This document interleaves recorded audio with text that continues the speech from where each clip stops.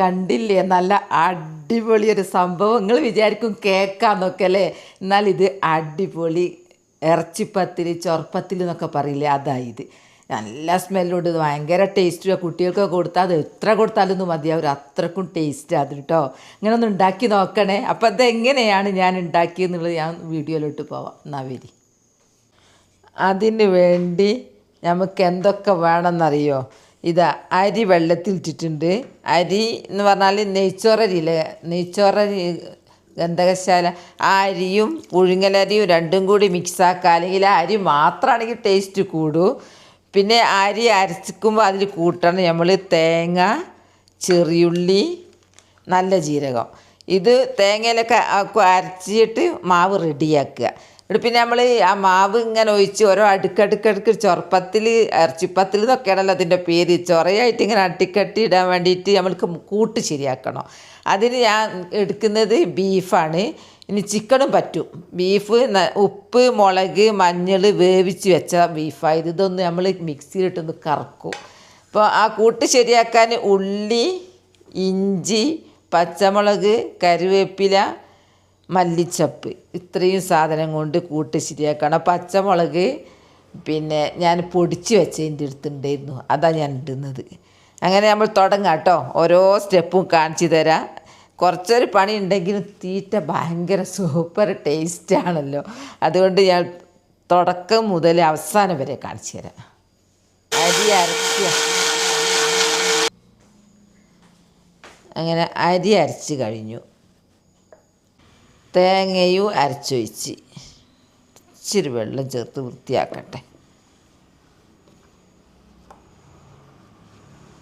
ഇതൊക്കെ കൂടി അരച്ചോ നല്ലൊരു സ്മെല്ല്. തേങ്ങ, ഗന്ധകശാല അരി, ഉള്ളി, നല്ല ജീരകം, കുറച്ച് ഉപ്പിടണം. ഉപ്പിടാൻ മറന്നു പോയിക്ക്. അങ്ങനെ തേങ്ങയും അരച്ചൊഴിച്ച് ആവശ്യത്തിന് ഉപ്പിടുന്നുണ്ട്. എന്താ ഉപ്പും ഒരു ദോശമാവിനേക്കാളും കുറച്ചൊരു കട്ടി കൂടാ കേട്ടോ. അല്ല കട്ടി, ദോശമാവിനേക്കാളും നേർമയാണ് വേണ്ടത്, ലൂസ്. അങ്ങനെ ഒഴിച്ച് ആവിയിൽ റെഡിയാക്കല. എന്താ കണ്ടില്ലേ? കുറച്ചുകൂടി വെള്ളം ഒഴിക്കട്ടെ. അങ്ങനെ മാവ് ഇവിടെ റെഡിയായി കഴിഞ്ഞു. ഇനി ഞാൻ കൂട്ട് റെഡിയാക്കട്ടെ. തേങ്ങ അല്ല എന്തായിരുന്നു, പിന്നെ ബീഫ് വേവിച്ചട വെച്ച് ഞാൻ കുക്കറിലാട്ടോ വേവിക്കുക. കുക്കറിൽ വേവിച്ചാൽ പിന്നെ നമ്മൾ വെന്താൽ പേടിക്കാനില്ല. ഇനി ഇതാ ബീഫ് കുഞ്ഞ് ജാറില്ല, ഒന്നിങ്ങോട്ട് കറക്കിയാൽ മതി. കറക്കുമ്പോഴത്തേനെങ്കിൽ പൂ പോലെ ആവും.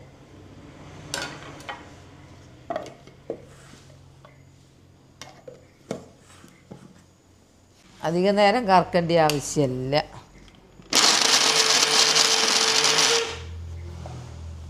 ഓ അടിപൊളി.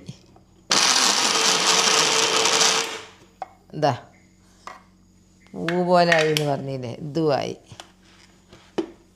ഇതിലേക്ക് ഇനി നമുക്ക് എല്ലാ ഉള്ളിയൊക്കെ വാട്ടുമ്പോൾ ഇത് ഇടുമ്പോൾ ഇത് ഇങ്ങനെ ചെതറി നിൽക്കും. ഇതിപ്പം കുറച്ച് കൂടീന്. ഞാൻ കുക്കറിൽ എല്ലാവരും ഒരു വിസിൽ വന്നിട്ട് ഇതങ്ങ് ഉണക്കിയിട്ട് പൊടിക്കല്ല. അപ്പം നല്ല പൂ പോലെ നിൽക്കും, അധികം വേവാതെ. പക്ഷേ എനിക്ക് കുറച്ച് വേവണം, അതെനിക്കിഷ്ടം. അങ്ങനെ കുറച്ച് നല്ലോണം വേവിച്ചിടുന്നത് ഞാൻ കുക്കറിൽ. അങ്ങനെ അരി അരച്ച് കണ്ടല്ലോ. പിന്നെ ഇപ്പോൾ കൂട്ട് ശരിയാക്കാൻ ഇതാ സവാള ചെറുതാക്കി അരിഞ്ഞിട്ടുണ്ട്, ഇഞ്ചി പൊടിച്ച് വെച്ചിട്ടുണ്ട്, കറിവേപ്പില ചെറുതാക്കി നുറുക്കിയിട്ടുണ്ട്, മല്ലിച്ചപ്പ്, പിന്നെ ബീഫ് വേവിച്ച് ചതുക്കി റെഡിയാക്കി വെച്ചിട്ടുണ്ട്. ഇനി പച്ചമുളക് കുറച്ച് പൊടി ഇടുന്നുണ്ട്. പച്ചമുളക് ഞാൻ കുറേ പച്ചമുളകായിട്ട് ചീഞ്ഞ് പോകുന്നതിന് ഉണക്കി പൊടിച്ച് ചെയ്യാം. അങ്ങനെ അതും കൊണ്ടുണ്ട്. പിന്നെ നമ്മൾ ചുടാൻ ഒരുങ്ങുമ്പോഴാണ് നെയ്യ് വേണ്ടത്. നെയ്യ് തേക്കണം, അല്ലെങ്കിൽ പാത്രത്തിൽ ഒട്ടിപ്പോവും. ഇനി തുടങ്ങാം. ആദ്യം തന്നെ ഗ്യാസ് കത്തിച്ചിട്ട് നമുക്ക് മസാല ഉണ്ടാക്കാം. മസാലയിൽ നമുക്ക് ഉപ്പിടണം കേട്ടോ.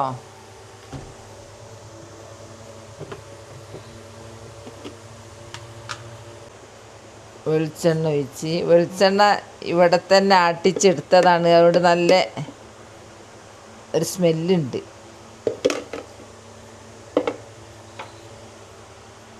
ഉള്ളി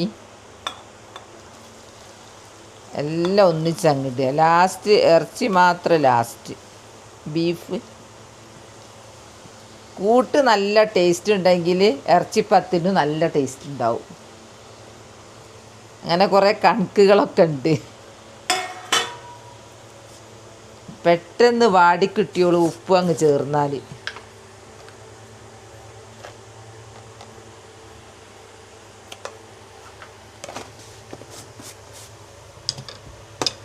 ഞാൻ ഇങ്ങനെ വറുക്കുമ്പോൾ ഇങ്ങോട്ട് ഭയങ്കര സ്മെല്ലായിരിക്കുമല്ലോ, അതിന് എക്സോസ് അങ്ങ് ഇട്ടുവെച്ചതാ. എക്സോസ് ഇട്ടാൽ ഇതിവിടെ കരിഞ്ഞാൽ പോലും അപ്പുറത്തെ റൂമിലേക്ക് മണക്കൂര കേട്ടോ, അത്രയ്ക്കും പവറാ.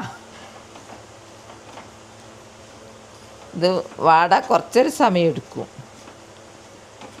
ഇനി മഞ്ഞൾ ഇട്ടാൽ എന്നാലേ മൊഞ്ച് കൂടുള്ളൂ.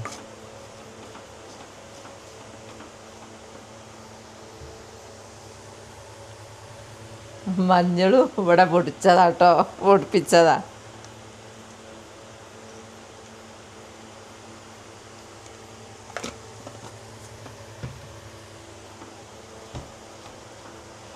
മഞ്ഞൾ ഇട്ടാൽ തന്നെ ഇതിനൊക്കെ ഇട്ട് കാണാനുള്ളൊരു ഭംഗി ഉണ്ടാവുള്ളൂ.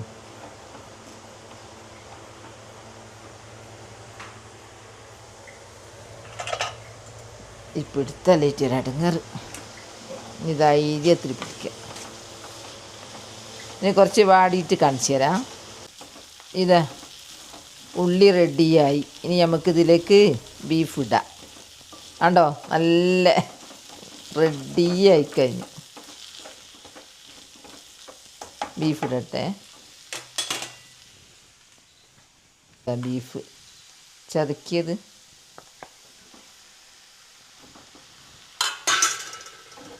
നമുക്ക് ഉപ്പിടുമ്പോൾ എല്ലാം വേണം ശ്രദ്ധിക്കുക. ബീഫിൽ ഞാൻ ആദ്യം ഉപ്പിട്ടാണ്, ഇതിൽ ഉള്ളിക്കിട്ടാണ്. അപ്പോൾ നല്ലോണം ശ്രദ്ധിക്കണം. കൂടിപ്പോയാൽ കഥ കഴിഞ്ഞാൽ എത്രയും അധ്വാനിച്ചിട്ട്. കുറഞ്ഞാൽ നമുക്ക് എന്തെങ്കിലും സഹിക്കാം, കൂടിയ കോളായിട്ട്.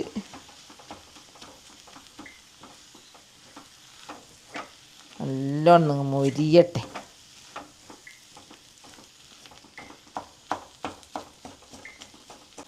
ഇതാ ഞാൻ ഇതായി കഴിഞ്ഞു. ഇനി ഒന്ന് ചൂടാറണം. എനിക്കിങ്ങനെ കോരിയിടണ്ടേ, അതിൽ കൈ കൊണ്ട് ഇങ്ങനെ വെതറിയിടാം. അപ്പോൾ ഞാൻ ഇതിലേക്ക് പാത്രത്തിലേക്ക് മാറ്റുക. അപ്പച്ചെമ്പ് അടുപ്പത്ത് വെച്ചു. നമ്മൾ ഉണ്ടാക്കുന്ന ഇറച്ചിപ്പത്തിൽ ആവിയിലാണല്ലോ വേവേണ്ടത്. അതിന് നമുക്ക് ആവശ്യത്തിന് വെള്ളം വേണം കേട്ടോ. അതാ വെള്ളം കുറച്ച് അധികം ഒഴിച്ചിട്ടുണ്ട്. ഈ തട്ട് ഈ പാത്രത്തിലാണ് ഉണ്ടാക്കുന്നത്. ഈ പാത്രത്തിൽ ഉണ്ടാക്കുമ്പോൾ ഈ പാത്രത്തിൻ്റെ ഷേപ്പിലായിരിക്കും ഇറച്ചിപ്പത്തിൽ വരുന്നത്. ഇതാ ഇനി ഒന്ന് വെള്ളം തിളക്കട്ടെ. നമ്മുടെ അപ്പച്ചെമ്പിലെ വെള്ളമൊക്കെ തിളച്ചു, ആവി നന്നായിട്ട് മേലോട്ട് വരുന്നുണ്ട്. ഫസ്റ്റിൽ നമ്മൾ എന്താക്കാമെന്നറിയാം, ഈ പാത്രത്തിൽ നെയ്യ് വരട്ടണം. എന്താണെന്ന് പറഞ്ഞാൽ നമുക്ക് ഇടുന്ന ഇറച്ചിപ്പത്തിൽ ഇങ്ങോട്ട് എവിടെയും പിടുത്തല്ലാണ്ടങ്ങ് പോന്നോളൂ. പിന്നെ അതൊരു ടേസ്റ്റ് വേണമല്ലോ. ഇനിയിപ്പോൾ നെയ്യില്ലെങ്കിൽ വെളിച്ചെണ്ണ തേച്ചാലും മതിയാവും. നെയ്യാണൊന്നും കൂടി രസമോ. എന്താ അങ്ങനെ നെയ്യ് വരട്ടി. ഇനിയാണ് നമ്മളെ തുടക്കം. ഇതുണ്ടാക്കുന്നവരുണ്ടെങ്കിൽ ഒന്ന് കമൻറ്റ് ചെയ്യണേ. ഇതല്ല, ഞാൻ വേറെ രീതിയാണെങ്കിൽ അതും പറയണേ. അങ്ങനെ ഞാൻ തുടങ്ങുക കേട്ടോ. ബിസ്മില്ലാഹിർറഹ്മാനിർറഹീം. അധികമൊന്നും വേണ്ട, ഫസ്റ്റിലാകുമ്പോൾ കുറച്ച്. എന്നിട്ട് അതിൻ്റെ മേലെ ഇതാ ഇത്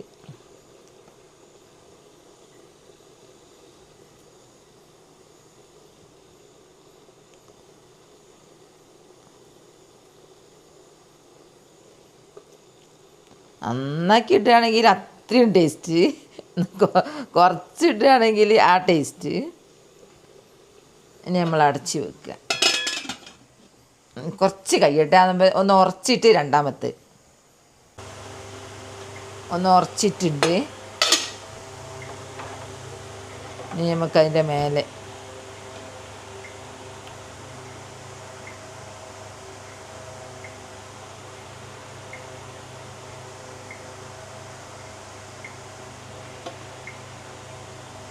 ഞാൻ ഉണ്ടാക്കുന്ന രീതിയാട്ടോ ഇത്.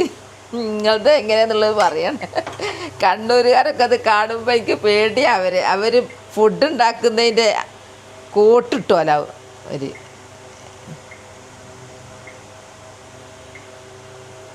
അപ്പം എങ്ങനെയാണ് ഇത്ര ലൂസ് വേണ്ടില്ലായിരുന്നോ ഒക്കെ പറയണം കേട്ടോ.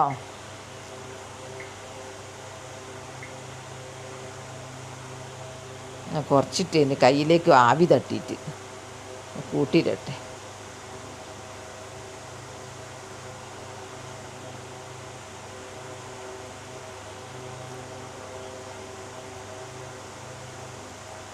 മതി, ഇനി കുറച്ചിട്ടിടാം. ഈ മസാല ഇങ്ങനെ നിറഞ്ഞ് വന്നിട്ട് അത് മൊത്തം ഇങ്ങനെ കടിക്കുമ്പോൾ അതിൻ്റെ ടേസ്റ്റ് ഉണ്ടാവുക. ഇതിന് ഞങ്ങളിവിടെ ഇറച്ചിപ്പത്തിൽ എന്നാ പറയുക കേട്ടോ. നിങ്ങളൊക്കെ എന്താ പേര് പറയുക ഇതിന്? ലാസ്റ്റ് കണ്ടു കഴിഞ്ഞാൽ നിങ്ങൾക്ക് മനസ്സിലാവുള്ളൂ അല്ലേ? അന്നേരം പറഞ്ഞാൽ മതി.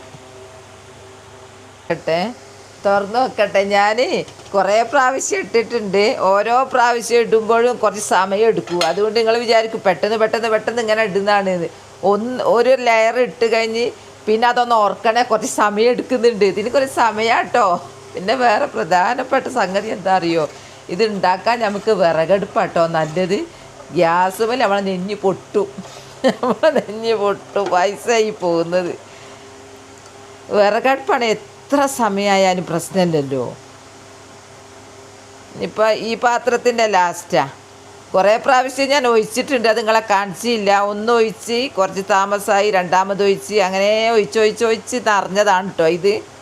അല്ലാതെ പൊന്തിയതല്ലത്. കുറച്ച് ബാക്കിയുണ്ട്.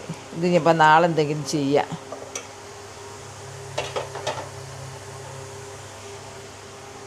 അതിൻ്റെ മേലെ ഇടയ്ക്ക് നമ്മൾ ഈ അപ്പച്ചമ്പിൽ വെള്ളം വറ്റിപ്പോകുന്നുണ്ടോ എന്നുള്ളതൊക്കെ ഒന്ന് നോക്കണം. ഞാനൊന്ന് നോക്കി. എന്നിട്ട് ഞാൻ കെറ്റിൽ വെള്ളം തിളപ്പിച്ചൊന്ന് ഒഴിച്ചതാ.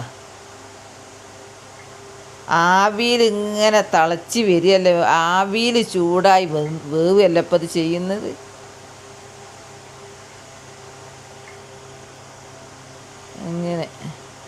ഇങ്ങനെയൊക്കെ എടുത്താലെന്താ തിന്നുമ്പോൾ നല്ല ടേസ്റ്റായിരിക്കും. തിന്നാൻ മടിയുള്ള മക്കൾക്കൊക്കെ ഇത് ഉണ്ടാക്കി കൊടുത്താലേ, സ്കൂളും വിട്ട് വരുമ്പോഴൊക്കെ. പിന്നെ മദ്രസ് പോകുന്ന മക്കളൊക്കെ രാവിലെ ഒന്നും കഴിക്കാൻ തോന്നൂരല്ലോ അതിരാവിലെ. അപ്പം ഇതിൻ്റെ ഒരു പീസ് ഉണ്ടെങ്കിൽ വേഗം ഇറങ്ങിക്കോളും. അപ്പോൾ കൂട്ടുണ്ടാക്കുന്നതൊക്കെ ഞാൻ കാണിച്ചു. നിങ്ങൾ കൂട്ട് ഇങ്ങനെയാണോ എന്നുള്ളതൊക്കെ കമൻറ്റ് ചെയ്യണേ. കണ്ണൂരുകാർ തന്നെ പിന്നെ പറയുന്നത് കണ്ണൂരുകാരൊക്കെ ഭയങ്കര എക്സ്പെർട്ടുകാരാണ്. എൻ്റെ കൃഷി കണ്ട് എന്നെ ഇഷ്ടപ്പെടുന്ന കുറേ കണ്ണൂരുകാരുണ്ട്. കണ്ണൂരല്ല കേട്ടോ, എല്ലാ നാട്ടിലുള്ളവരും ഉഷാർ തന്നെയാണ്. ഇനി ഞാൻ അടച്ച് വെക്കട്ടെ. ഇതാ ഇതിത്തെ കഴിഞ്ഞു. ഇനി ഇത് വേവുന്ന പണിയിൽ ഇന്ന് കുറച്ച് സമയമുണ്ട്. ഇനി കുറച്ച് അധികം സമയം എടുക്കും. എന്ത് വെന്തിട്ട് നമ്മൾ ഇറക്കണമെങ്കിൽ അത് വെന്തിട്ട് കാണിച്ചു തരാം കേട്ടോ. അങ്ങനെ തുറന്ന് നോക്കട്ടെ കേട്ടോ. ഞാനിങ്ങനെ ഓരോ പ്രാവശ്യം ഇങ്ങനെ കൊണ്ടുപോയിടുന്ന് പിന്നെ നിങ്ങൾ തുറക്കുന്നതല്ലേ കാണുന്നത്. അതിൻ്റെ അടുക്ക് കുറേ സമയം പോയിട്ടുണ്ട് കേട്ടോ. അത് വീഡിയോ നീണ്ടുപോകുമെന്ന് വിചാരിച്ചിട്ട് അതൊന്നും എടുത്തില്ല. അങ്ങനെ ലാസ്റ്റ് മാഷാ അല്ലാ നല്ല അടിപൊളിയായിട്ട് നന്നായിട്ടുണ്ട്. ഇതാ പൊന്തി മേലേക്ക് എത്തിയിട്ടോ. ഇതാ പാത്രത്തിൽ നിന്നൊക്കെ ഇങ്ങനെ മുകളിലേക്ക് എത്തിയിട്ടുണ്ട്. അടിപൊളിയായി. ഞാൻ ഓഫാക്കട്ടെ. അങ്ങനെ ഇതിങ്ങോട്ട് എടുക്കുക. ഭയങ്കര വെയിറ്റാട്ടോ. അതാ അടിപൊളി കേട്ടോ. ഇതാ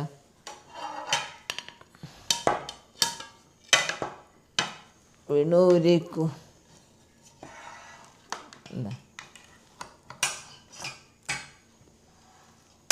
കുറച്ചൊന്ന് തണയട്ടോ.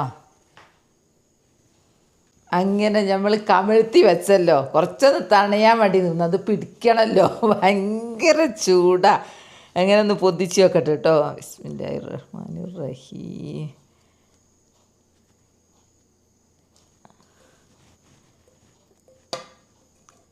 മാഷാ അല്ലാ അടിപൊളി. ഇതാ കേക്ക് പോലെ കേട്ടോ, കേക്ക് പോലെ തന്നെ ഉണ്ട്.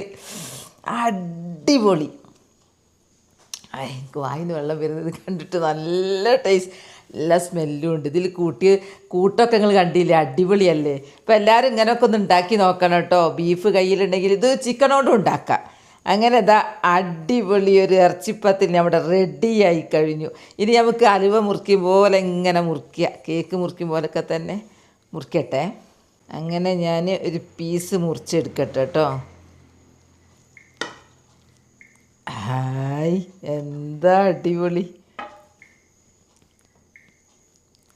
ഭയങ്കര ചൂടാ, പിടിക്കാനാകുന്നില്ല. അതാ അടിപൊളി ചൊറപ്പത്തിലോ ഇറച്ചിപ്പത്തിലോ എന്തൊക്കെ പേര് എന്നുള്ളത് അറിയില്ല. ഇവിടെ നിൽക്കട്ടെ. ആവശ്യത്തിനുള്ളതേ ഞാൻ കട്ട് ചെയ്യുന്നുള്ളൂ, അല്ലാണ്ടപ്പോൾ നമ്മൾ വെറുതെ കട്ട് ചെയ്ത് കളയണ്ട. ഇതാണെങ്കിൽ ഫ്രിഡ്ജിൽ വെക്കാനും പറ്റൂല, ചൂടാ. ഇത്ര മതി, ബാക്കിയെല്ലാം അടക്കട്ടെ. ബാക്കിയെല്ലാം അവിടെ നിൽക്കട്ടെ. നമുക്ക് തിന്നിട്ട് കേട്ടോ നല്ലൊരു ഗ്ലാസ് കാപ്പി ഉണ്ടാക്കിയിട്ട് ഇതൊന്ന് കഴിച്ച് നോക്കട്ടെ. നിങ്ങൾക്ക് തരാൻ കഴിയുന്നില്ലല്ലോ എൻ്റെ പ്രിയപ്പെട്ടവർ, ഇത് നോക്കി നിൽക്കാനല്ലേ കഴിയുള്ളൂ. പക്ഷെ മുക്കാഭാഗം ആൾക്കാരും എൻ്റെ ചങ്കുകൾക്ക് അറിയാം ഇത് ഉണ്ടാക്കുന്നത്. അപ്പോൾ അറിയാത്തവർക്ക് കുറച്ച് പേരൊക്കെ ഉണ്ടാവുള്ളൂ, അവർക്ക് വിശദമായിട്ട് ഞാൻ കാണിച്ചു തന്നില്ലേ. ഇനി ഞാനിതൊന്ന് കഴിച്ച് നോക്കട്ടെ കേട്ടോ, എങ്ങനെ ഉണ്ട് എന്നുള്ളത്. ഞാനൊന്ന് കഴിച്ച് നോക്കട്ടെ കേട്ടോ. ആദ്യം തന്നെ നിങ്ങളോട് സോറി പറയുന്നുണ്ട്, നിങ്ങൾക്ക് തരാൻ കഴിയുന്നില്ലല്ലോ.